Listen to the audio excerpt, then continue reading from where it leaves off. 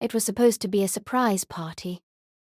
I spent weeks planning every detail, from the vintage decorations to Nicholas's favorite carrot cake. He was turning 35, and I wanted to show him how much I loved him. But 3 weeks ago, I discovered Nicholas wasn't at a work retreat in Chicago like he said he was. He was at a spa in Sedona, Arizona, with my sister, Tina, and he was paying for it with the $1,600 I had squirreled away for my own 30th birthday trip. I should have known. I'll never forget what happened next. Hi everyone, I'm Sarah, and if you're anything like me, you probably enjoy listening to stories about relationships, betrayal, and ultimately, triumph. If you're interested, go ahead and drop a comment telling me where in the world you're listening from. I love hearing from you all. Nicholas and I met at a coffee shop during a torrential downpour. I had forgotten my umbrella, and he offered me a spot under his. It felt like a scene from a movie. He was kind, funny, and genuinely interested in what I had to say. We talked for hours that day, and I knew almost instantly that he was someone special. Our relationship progressed quickly, but it felt right. Within a year, we were engaged, and 6 months after that, we were married in a small ceremony, surrounded by our closest friends and family. Those early years were filled with laughter, shared dreams, and a deep sense of contentment. We bought a small house in the suburbs, adopted a golden retriever named Gus, and started building a life together that I truly believed would last forever. Tina, my younger sister, had always been complicated. She was beautiful, charismatic, but also incredibly self-centered. She had a knack for drama and a history of making questionable decisions. I loved her, of course, but I also knew that she was capable of hurting people without a second thought. Throughout our marriage, Tina was always around. At first, it was nice having her. She'd come over for dinner, watch movies with us, and even help with Gus. But as time went on, I started noticing a subtle shift. She seemed to be trying too hard to impress Nicholas, constantly flirting and seeking his attention. I brushed it off as my own insecurity, telling myself that I was just being paranoid. The week before his work retreat, I found Nicholas frantically deleting text messages on his phone. When I asked him about it, he became defensive, claiming it was just a work email he didn't want me to see. I didn't believe him, but I didn't press the issue. Looking back, I should have trusted my gut. The morning he left, he kissed me goodbye and told me he'd miss me. He looked me right in the eyes and lied. I remember standing at the window, watching his car pull away, a knot of unease tightening in my stomach. That weekend, I decided to treat myself to a spa day. I had been working long hours and desperately needed some relaxation. As I was browsing online, I stumbled upon a picture of the exact same spa where Nicholas was supposedly attending his work retreat. A spa in Sedona, Arizona. My heart sank. Something was very, very wrong. Driven by a growing sense of dread, I started digging. I checked our bank statements and found a large withdrawal of $1,600 a few days prior. When I confronted Nicholas about it over the phone, he stammered and made up some excuse about needing cash for the retreat. His voice lacked its usual warmth, and I could hear the lie in every word. That night, I couldn't sleep. I tossed and turned, my mind racing with possibilities, none of them good. I kept replaying moments from the past few months, searching for clues I might have missed. And then it hit me. Tina had been acting strangely too. She'd been unusually secretive, avoiding my calls and making excuses when I tried to see her. The next morning, I did something I never thought I would do. I looked at Tina's social media. There it was, a photo posted by Tina of her by the pool in the spa in Sedona. I felt like someone had punched me in the gut. The picture was confirmation of my worst fears. The next day, Nicholas returned home, feigning exhaustion from his work trip. I waited until after dinner. after we had settled on the couch with Gus before I confronted him. "Nicholas," I said, my voice trembling slightly, "I know about Sedona." His face paled. He tried to deny it at first, but I laid out the evidence: the spa website, the bank withdrawal, and of course Tina's social media. He shifted in his seat, avoiding eye contact. Finally, he confessed. He admitted that he had been having an affair with Tina for months. He said it just happened, that he didn't mean for it to go so far. He said it was a mistake. A mistake? I repeated, my voice rising. You lied to me. You betrayed me.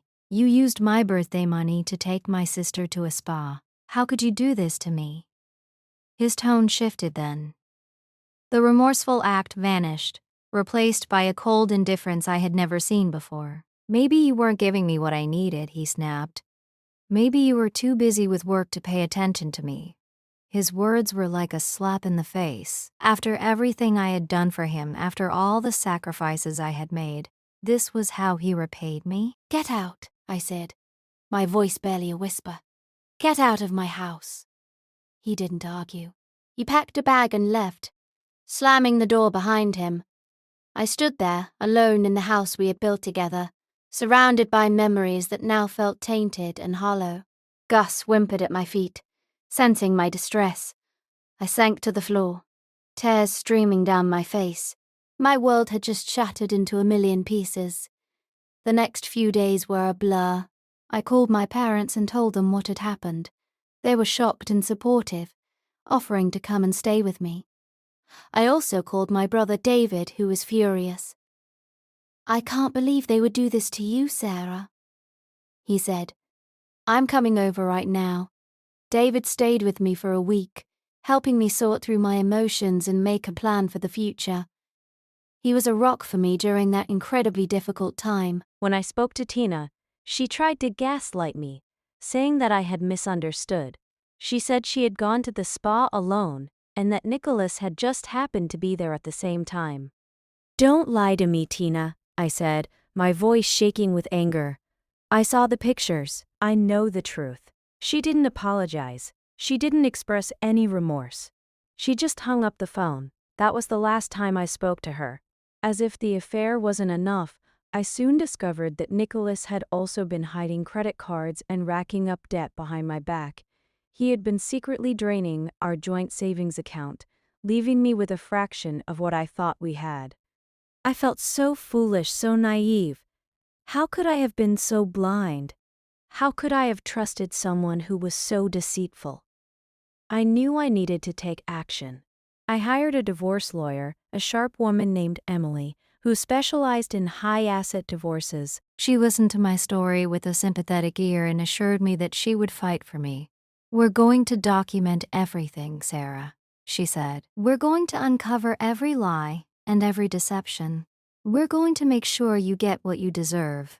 Emily was a godsend. She guided me through the legal process, explaining everything in clear, concise terms. She helped me gather evidence, build a strong case, and prepare for the inevitable battle ahead. One afternoon, I found myself staring at my reflection in the mirror. I looked tired, worn down, and utterly defeated. But then, something shifted within me. A spark of defiance ignited in my eyes. I was not going to let Nicholas and Tina destroy me. I was not going to let them win. I would take my life back, and I would emerge from this stronger than ever before. I found a small apartment in a different part of town, a place that felt fresh and new. I started packing my belongings, carefully sorting through the remnants of my old life. It was painful, but also cathartic. Each item I packed represented a step further away from Nicholas and closer to my own independence. While Nicholas was away at a conference, I moved out of the house.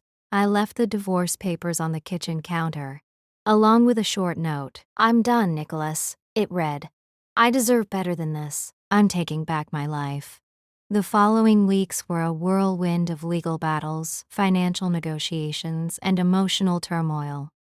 Nicholas contested the divorce, claiming that he deserved half of everything we had accumulated during our marriage. He even tried to argue that the affair was my fault, that I had driven him into Tina's arms. Emily was relentless. She presented evidence of Nicholas's affair, his hidden credit cards, and his financial deceptions. She painted a clear picture of a man who had betrayed his wife in every way imaginable. Then the truth about the affair came out at Nicholas's work. It was a career-ending moment for him. He lost his job and his reputation. The humiliation was unbearable. Finally, after months of bitter fighting, Nicholas relented. He agreed to a settlement that was more than fair to me. I received a significant portion of our assets, including the house, and Nicholas was ordered to pay 80% of my legal fees. The divorce was finalized a few weeks later. I remember standing in the courthouse, listening to the judge pronounce the words that officially severed my ties to Nicholas. I felt a wave of relief wash over me. It was over. I was free. It wasn't easy rebuilding my life. I had to learn to manage my finances on my own, navigate the challenges of singlehood, and heal the deep wounds that Nicholas and Tina had inflicted.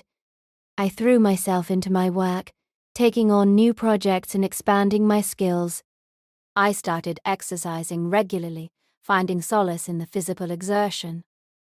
I reconnected with old friends and made new ones, surrounding myself with people who supported and uplifted me. I furnished my new apartment with bright, cheerful colors and filled it with things that brought me joy. I adopted a second dog, a playful terrier mix named Oliver, who quickly became my shadow. Slowly but surely, I began to heal. The pain didn't disappear entirely, but it became less sharp, less consuming. I learned to forgive myself for trusting the wrong person and to embrace the lessons I had learned from the experience. A year after the divorce, I started dating again. It was nerve-wracking at first, but I was determined to put myself out there and find someone who truly deserved me.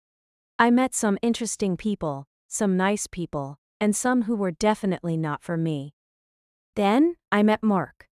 He was kind, compassionate, and genuinely interested in getting to know me. He didn't judge me for my past, and he didn't try to fix me. He simply accepted me for who I was, flaws and all.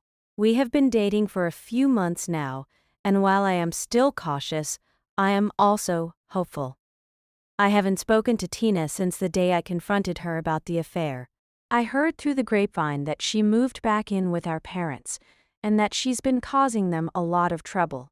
My brother, David, has been a constant source of support, and we've grown closer than ever before. As for Nicholas, I try not to think about him. I know that he's struggling, that his life hasn't turned out the way he planned.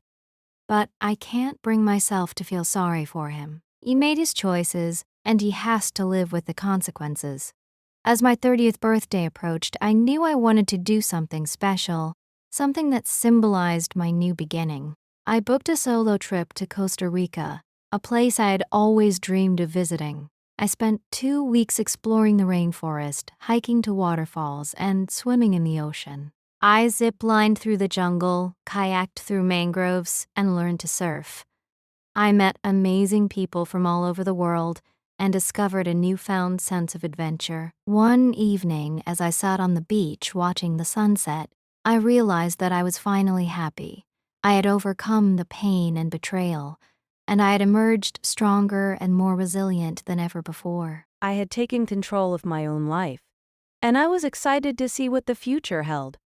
It wasn't the birthday trip I had originally planned, but it was exactly what I needed. It was a celebration of my resilience, my independence, and my unwavering spirit.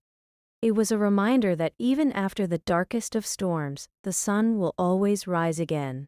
Some people try to destroy you, but you can always come back stronger. If you enjoyed my story, please subscribe to the channel for more such stories.